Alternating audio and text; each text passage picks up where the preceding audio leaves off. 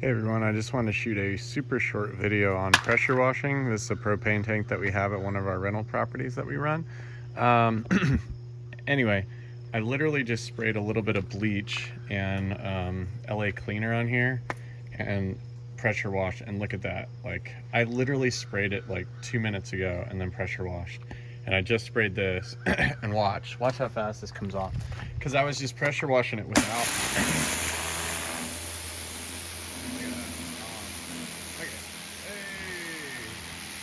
But when you're doing it without putting a little bleach on there, it takes, I mean, you really are working it, you know? So, just a quick tip. A little bleach will go a long way. Some kind of cleaner to break it off, and look at that, I mean, it's going. So, anyway, just wanted to hopefully save you time and money. Thanks for watching, hit subscribe. We'll see you next time.